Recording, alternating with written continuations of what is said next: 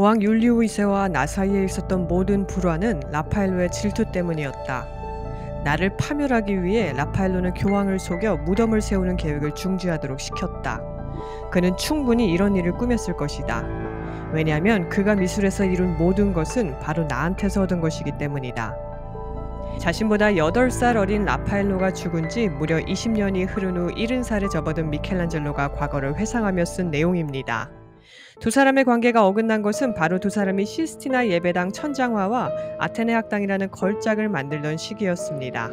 1508년 미켈란젤로는 시스티나 예배당 천장벽화를 그리기 시작했는데 같은 해 가을 교황은 라파엘로에게 미켈란젤로의 옆방에서 자신의 집무실 벽화를 그리도록 시켰습니다. 불과 100m가량 떨어진 공간에서 르네상스의 두 천재 미켈란젤로와 라파엘로는 숙명의 대결을 펼쳤던 것이죠.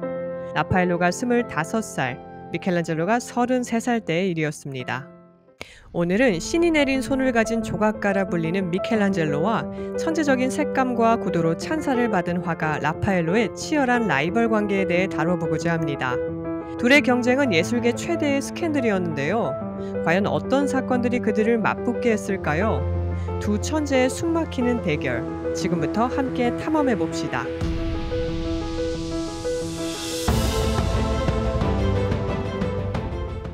라파엘로는 1483년 이탈리아 중부 움브리아 우르비노에서 태어났습니다.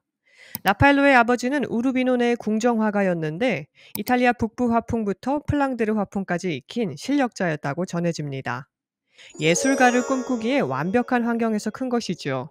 훗날 라파엘로가 그의 아버지격인 레오나르도 다빈치와 큰형뻘인 미켈란젤로 부오나로티와 함께 르네상스 3대 거장으로 뽑히게 된 데에는 이런 어린 시절의 환경이 큰 영향을 준 것으로 보입니다. 소위 말해 예술계의 금수저였죠. 그에 반해 레오나르도 다빈치의 집안은 예술과 거리가 멀었습니다. 미켈란젤로의 집안 또한 조상 중 예술가가 단 한 명도 없었습니다. 심지어 미켈란젤로는 어릴 때 예술을 하겠다고 하자 온 집안 사람에게 매질을 당했다고 합니다. 그러나 라파엘로의 예술적 성공이 오직 그가 금수저여서 가능했다는 말은 아닙니다. 라파엘로에겐 누구든 나보다 나은 사람이라면 배척하지 않고 인정하는 능력, 또 상대의 장점을 빨아들여 더 좋은 결과물을 내고야만 하는 집념이 있었습니다. 이 점이 라파엘로가 레오나르도와 미켈란젤로라는 두 거인과 어깨를 나란히 하게 된 데 결정적 힘이었습니다. 라파엘로는 다른 수많은 천재처럼 외골수가 아니었습니다. 그는 눈부신 재능을 갖고서도 남에게 계속 배웠다고 합니다. 미술사가 하인리 벨플리는 라파엘로처럼 그의 스승이 가르치는 것을 쉽게 흡수하는 사람은 단 한 명도 없었다고 평가했습니다. 1508년 교황 율리우스 2세는 시스티나 성당 천장화를 그릴 화가로 미켈란젤로를 선택했습니다.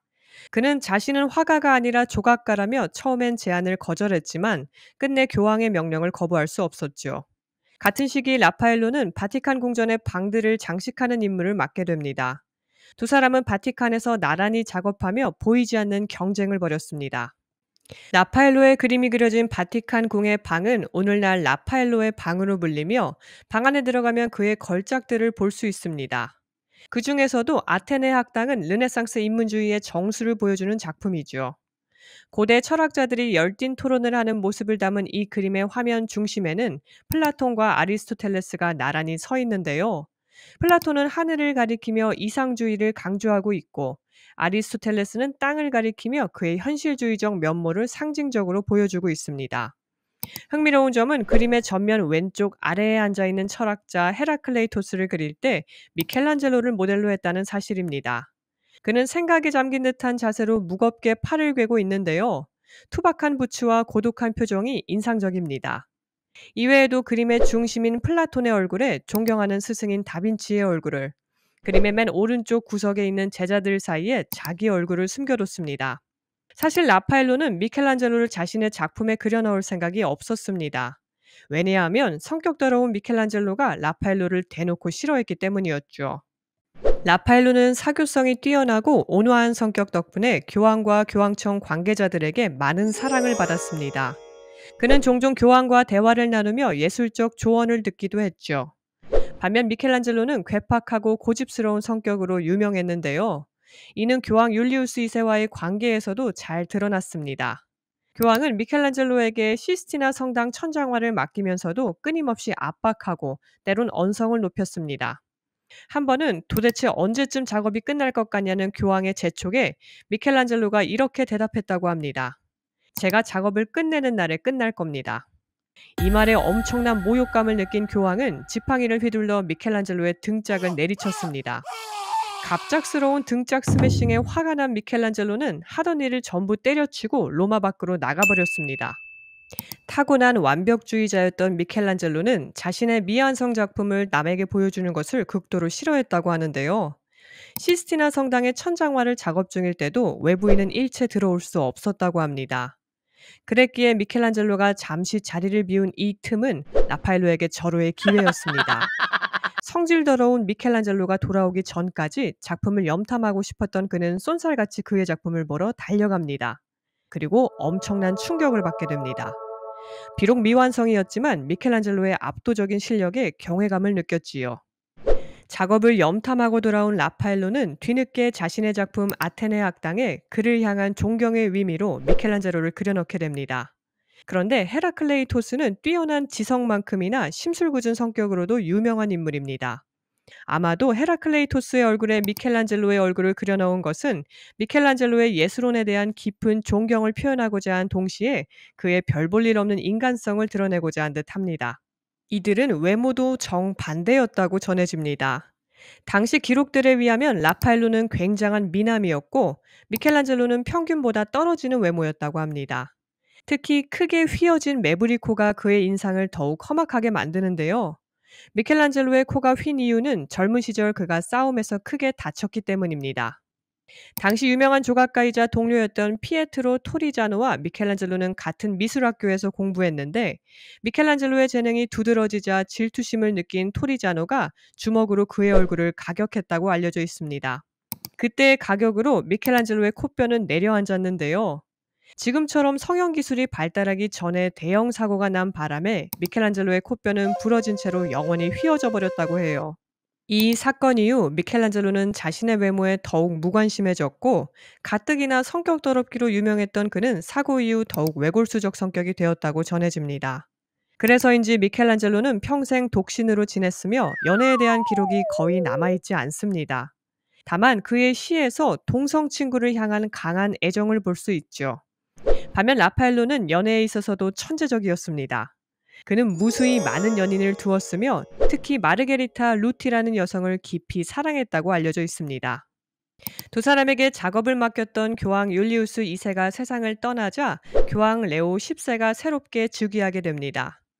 교황 레오 10세는 예술과 문화에 깊은 관심을 가진 메디치 가문의 일원이었습니다. 그는 로마를 르네상스 예술의 중심지로 만들기 위해 많은 예술가를 후원했는데 그중 라파엘로를 가장 좋아했습니다. 라파엘로의 부드러운 성격과 사교적 재능 덕분이었죠.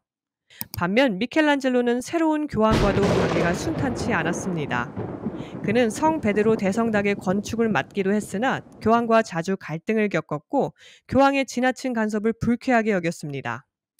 성 베드로 대성당은 당시 르네상스 건축의 정점이 될 프로젝트였습니다. 처음에는 브라만테가 설계를 맡았으나 그가 사망한 후 새로운 건축가를 선정해야 했죠.